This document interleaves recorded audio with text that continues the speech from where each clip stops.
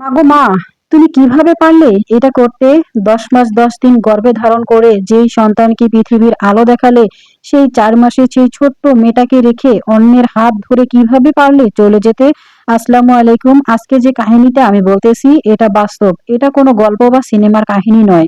এটা আলো আপুর জীবনের বাস্তবে ঘটেছে। নাম তার আলো, বাসাটা বরিশালে। বাবা মায়ের প্রথম সন্তান। মা বাবার মধ্যে ঝামেলা লেগেই আছে।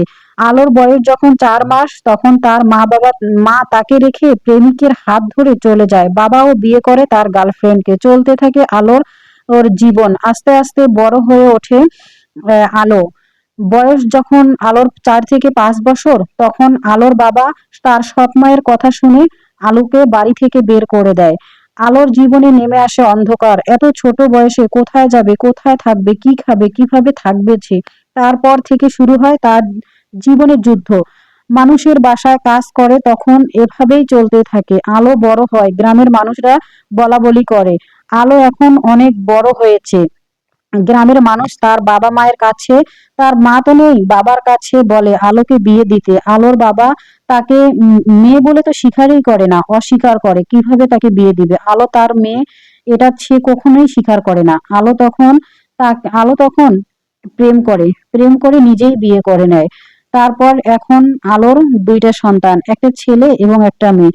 এখন আলোর বাবা হচ্ছে একটু অসুস্থ হয়েছে। তার সৎ ভাই তাকে ফোন দেয়। পাশেই তার বাবা বসে থাকে। আলোর বাবা বলে, ওকে ফোন দাও না। কেন ফোন দাও?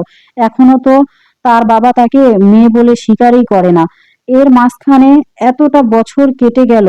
যে মা তাকে গর্ভে ধারণ করেছিল, সেই মা একটা বারও তার খোঁজ খবর নিল না। তার মেয়েটা আজও কি আছে না নেই? এই মা কিভাবে এত পাষাণ হয়ে আছে?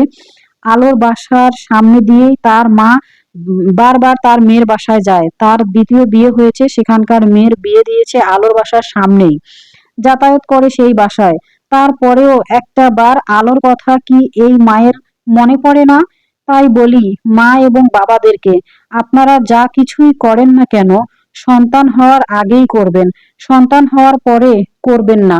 সন্তান হওয়ার পরে যখন আপনারা ডিভোর্স দেন বা সন্তানকে রেখে চলে যান মায়ের কাছে, মাকেও দেন না সন্তান যখন বাবার কাছে থাকে, বাবা যখন দ্বিতীয় বিয়ে করে, তখন দেখবেন সেই সন্তানটা কতটা কষ্ট হয়।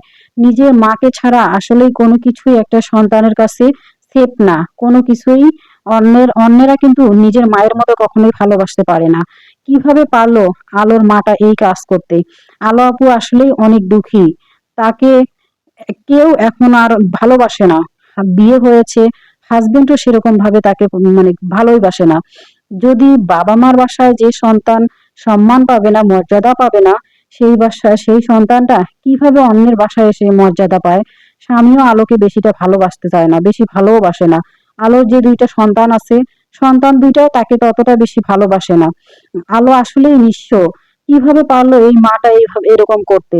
যে মা তাকে গর্ভে ধারণ করে পৃথিবীর আলো দেখাইলো, মা তুমি চলেই গেলা, তাহলে কেন এই সন্তানটাকে পৃথিবীতে আনলা? আমার প্রশ্নটা এখানেই। যদি ভিডিওটা ভালো লাগে, লাইক কমেন্ট শেয়ার করে পাশে থাকবেন।